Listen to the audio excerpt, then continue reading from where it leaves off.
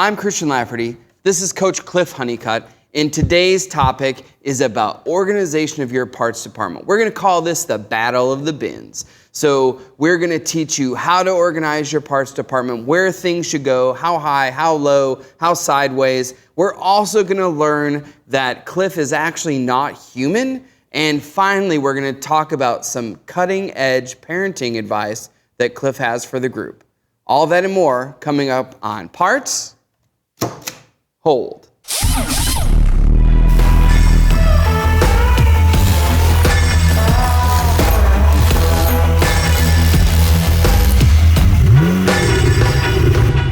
So I got to witness a pretty interesting thing about you, and I don't know how to feel about it other than I thought it was amazing. But your daughter, your wonderful daughter, Brooklyn, what does she call you? She calls me Cliff. Yeah, your daughter calls you Cliff. How do you feel about that? So you can look at it multiple ways, and I do know there's a lot of folks out there that get offended that she would call me by my name. But in the end, I just want her to call me, so it really doesn't matter. She doesn't do it out of, it's a term of endearment. Yeah, I can see where people struggle with that for sure, but literally she calls you, she says, "Hey Cliff, how are you?" That's exactly right. Every morning when she gets up, I say, "What's up, Brooklyn?" And she says, "What's up, Cliff?" That's literally the morning greeting. That's a deep conversation you have going on there, Cliff. For sure. But good. So yeah, that was the first thing that I got to learn about you was that that your daughter calls you by your first name, and just in case you guys are wondering, his daughter's 4. I missed that, didn't I? Yeah, his daughter's 16. But the way that she does it is a really thing. But what happens is that strangers or maybe acquaintances are like they criticize your parenting. Absolutely, like they it's criticize. Super judgy what they do, right? Yeah, because they normally say something along the lines of, "I cannot believe that you allow your daughter to call you by your name." Yeah. Like that for some reason that they can't call as anything else but mom or dad. It's just a thing. Like it doesn't matter, right? I like your take on it. It's kind of like new wavy a little bit. I don't know that I've ever been called new wave. No, and I don't think of you that way. It just happens in this one thing that you're kind of cutting edge. Yeah. But it's pretty cool. I think she means it nothing but a term of endearment, and it's pretty awesome. But but that isn't even the best thing that I've learned about you recently. Oh, I can't wait for this. So I'm sure all of you know like what a treadmill is, right? Of course, like this thing that you go and you walk on and you obtain mileage and there's a speed, and then there's on a lot of treadmills there is an incline, right, that actually lifts the actual apparatus up, and then you run against the resistance of gravity. And so Cliff and I are at the gym exercising the other day, and I look over, and so here's me on the treadmill. This is my treadmill, right? So it's going flat, and I look over to the right. Here's Cliff's treadmill. I don't know if maybe I'm getting a good camera angle this way, but literally he's roughly completely vertical. So it comes to fruition that that particular treadmill has like a 15 level of the incline. So that's not the best part. Like he is not only at this level where he's inclined almost to its complete vertical run, but he's going 11 and a half miles an hour at a full sprint, and literally like the climbing ability of a bighorn sheep.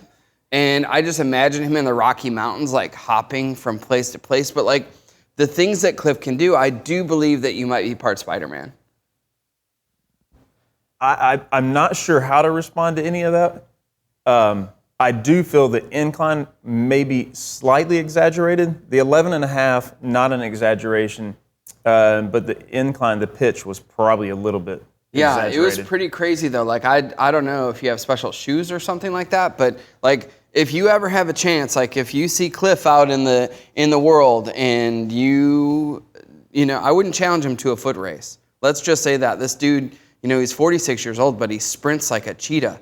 it's pretty impressive. And I mean, and it brings us into our first topic. Actually, it doesn't at all. There's no even real good segue here. So That was actually a good segue. so the only thing I can tell you is that when you think about it, that the battle of the bins is where we're headed today. Not the battle of the treadmills, battle of the bins. We were battling treadmills. My treadmill lost. And between my treadmill and myself, I think that we're embarrassed and almost don't want to talk about it again. But we're going to talk about parts department organization, right? So really it's that area between the front counter and the back counter.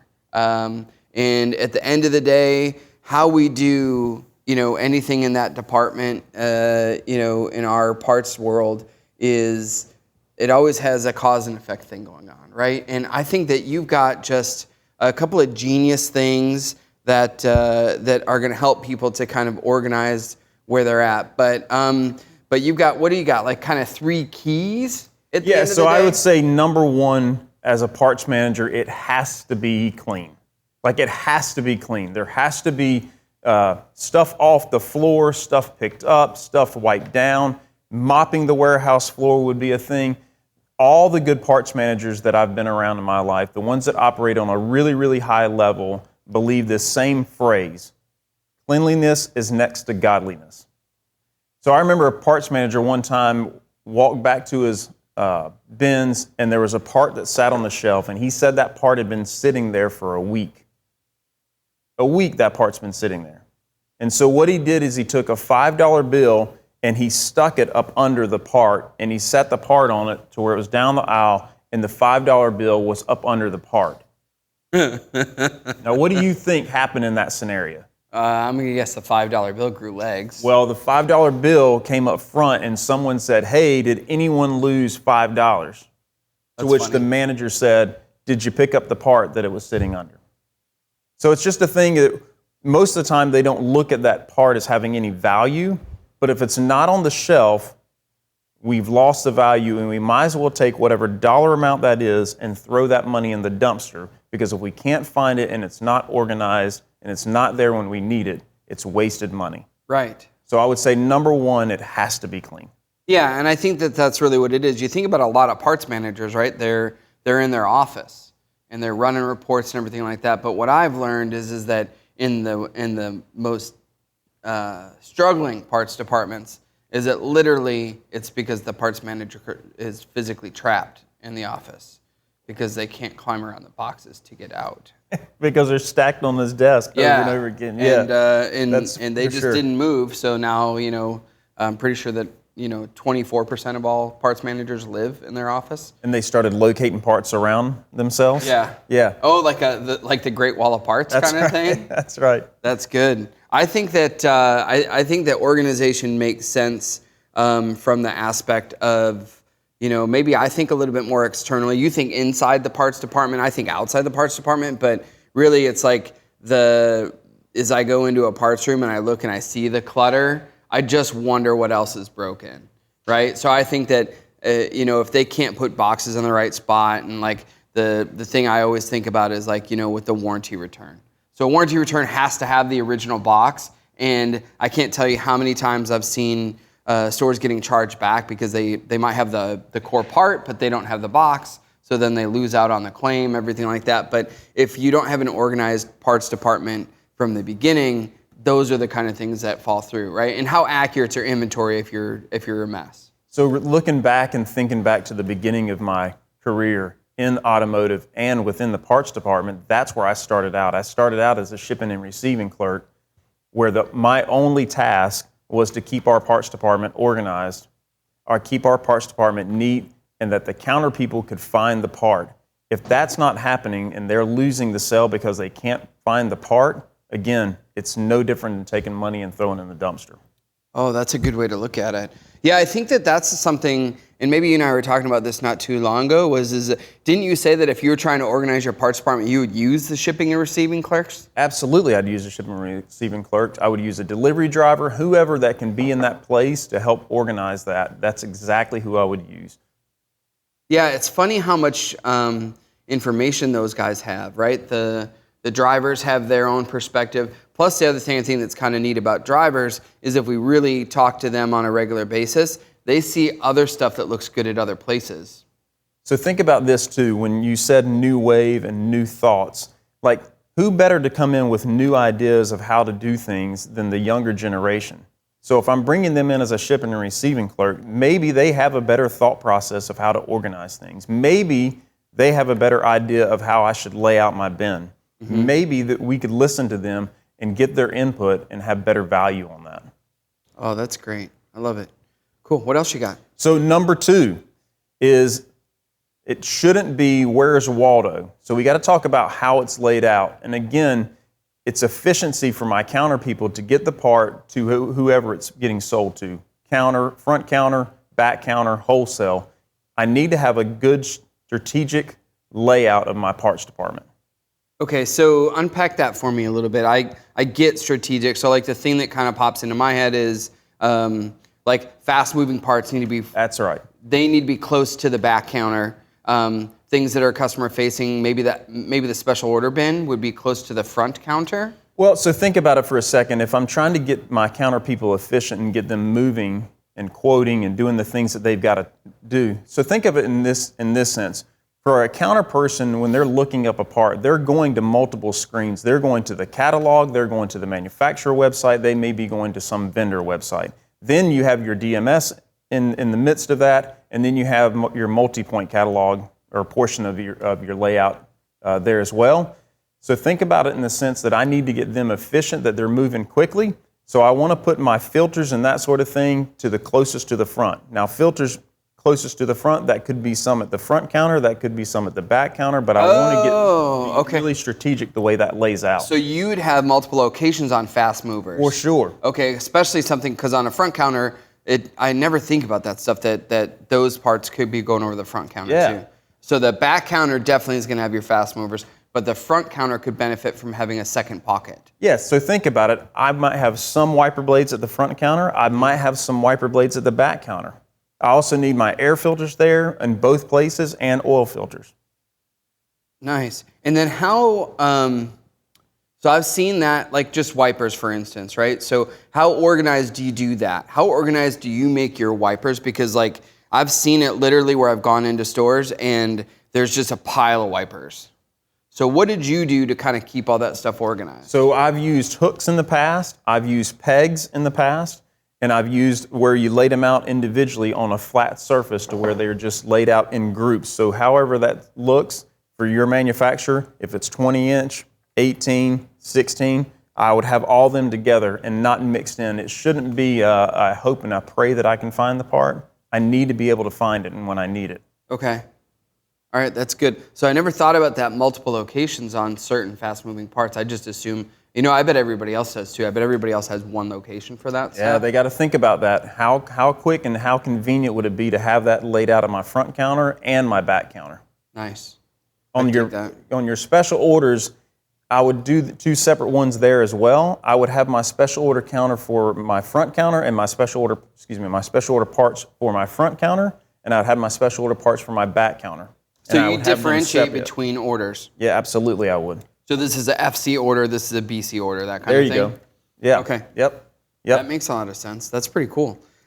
So when it comes to, like, now we're talking about bins a little bit, right? So we got hooks, we got bins, everything like that. What's kind of your theory on bin layout? A bin layout.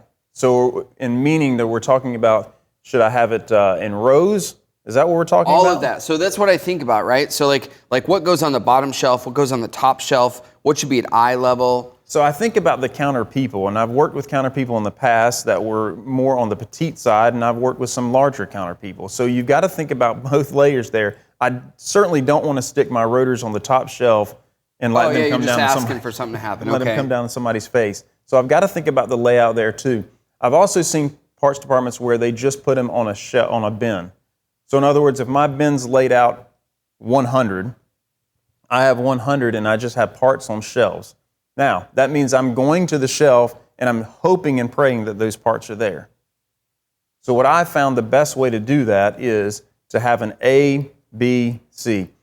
So in this case, we'd have a 100A, we'd have a 100B, and so on and so forth. You could even go down a little bit further to that and split that up into smaller bins. In other words, nuts, bolts, and that sort of thing, I don't want to just lay them on the shelf in a bag. I want to have a smaller bin. So now I might go to a 100A1.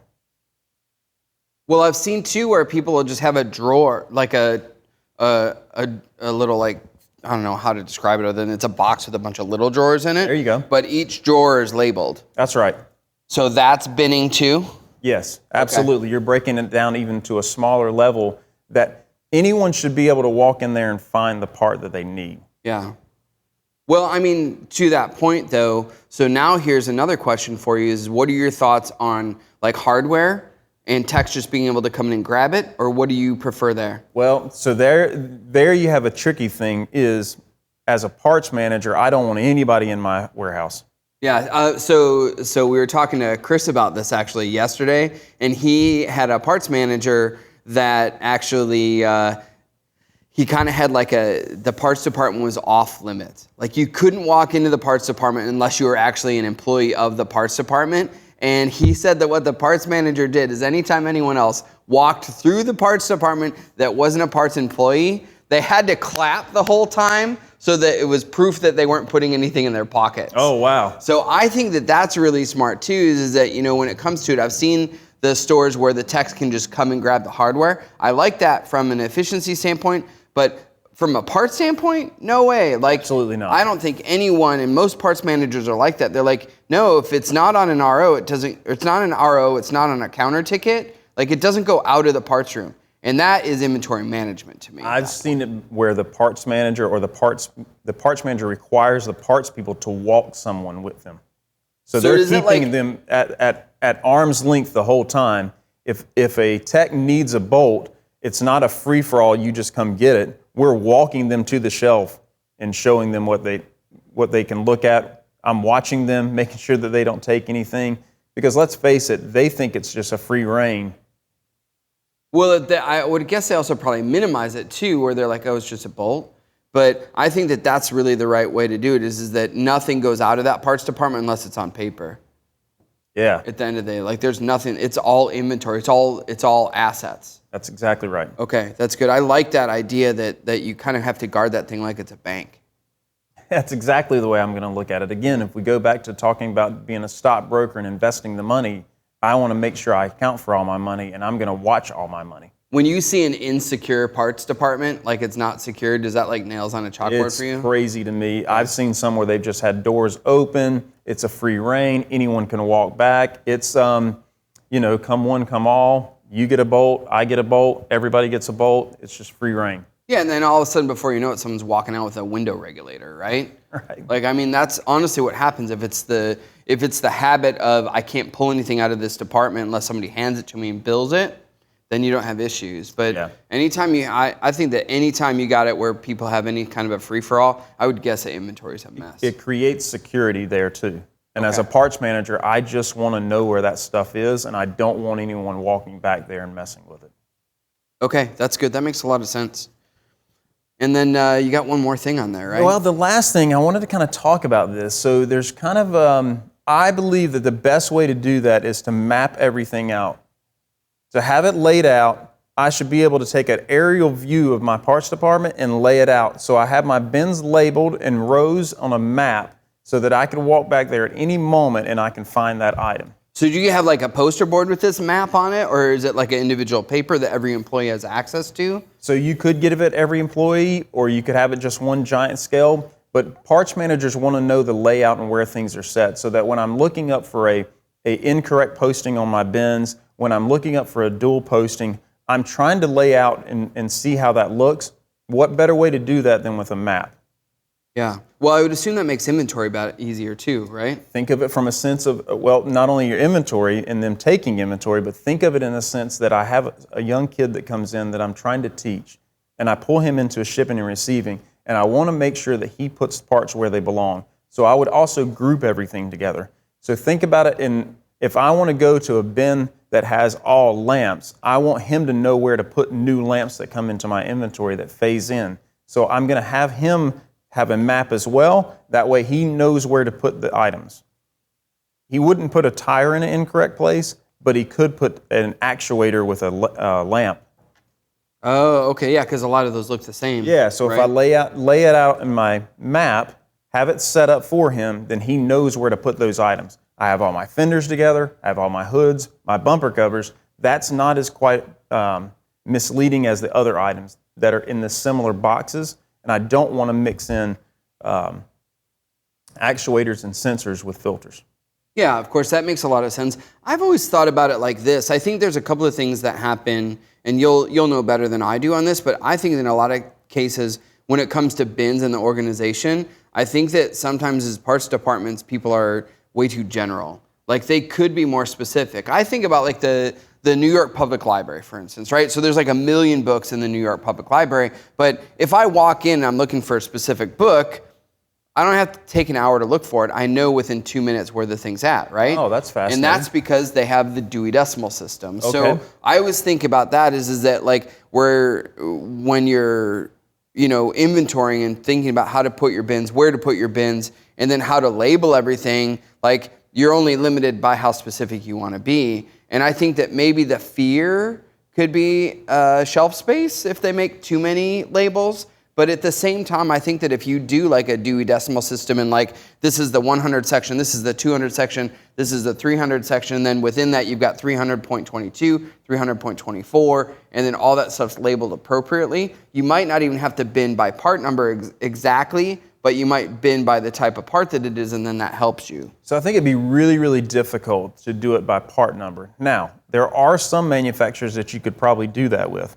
Ford, GM, you could probably put your bin where the part numbers are sequential in order. Oh, because they have so many carryovers that are used on multiple models? Yes. Okay. But if you look at like a Chrysler, the Chrysler part number doesn't necessarily mean anything. So if I took an oil filter that's a 5281090 and then I stuck it with another item, 6802942, those part numbers could be the same. The parts could be the same, but the part numbers are not the same. Okay. You understand what I'm saying? Yeah. So think of it in some of your other manufacturers. So Hyundai and Kia have groups for their part numbers. So all their filters might start with 26300, or their oil filters might be a 26320. So I can put them grouped together, but in the sense of Chrysler, I can't do that. An oil filter might start with a 52, and an oil filter might start with a 41. So I can't do that in using the DMS. I'm going to have a map and a layout of that. Okay. So would you say that maybe the Dewey Decimal System along with your inventory map might be a nice little hybrid then? I think it might get too complex in that sense. Okay. I'm just thinking of it from when I was sitting in a parts manager seat and how I wanted to make it simple. I often ran my multiple bin locations, and I often ran bins that didn't, like there's a layout that you can run in your DMS to list all your bins. I wanted to look for errors.